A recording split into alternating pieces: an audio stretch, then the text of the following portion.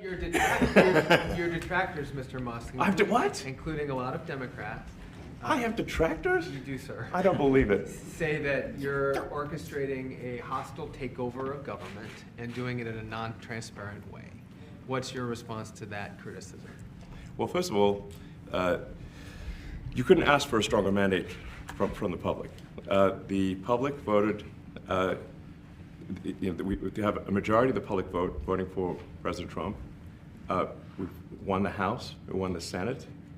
The people voted for major government reform.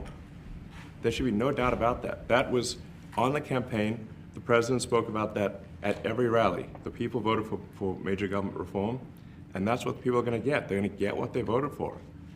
And a lot of times, people that don't get what they voted for, but in this presidency, they are going to get what they voted for. And that's what democracy is all about. I mean, these things, it's just common sense. It's not draconian or radical, I think. It's really just saying, let's look at each of these expenditures and say, is this actually in the best interest of the people? And if it is, it's approved. If it's not, we should think about it. We are moving fast, so we will make mistakes, but we'll also fix the mistakes very quickly. So, do you see it as a worthy cause, USAID? I think that there's some worthy things, but overall, if you say what was the bang for the buck, I would say it was not very good.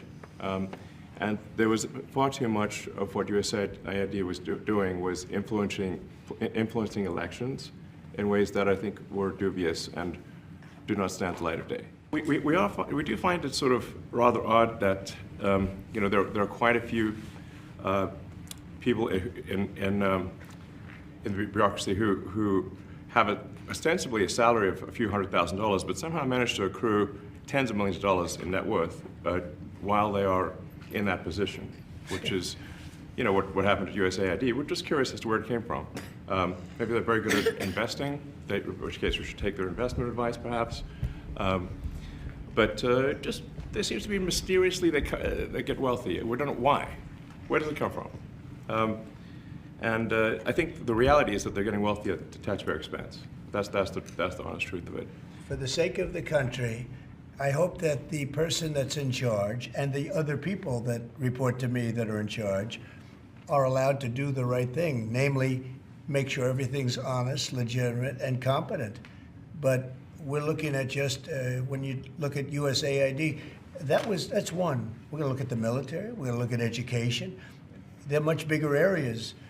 But the USAID is really corrupt.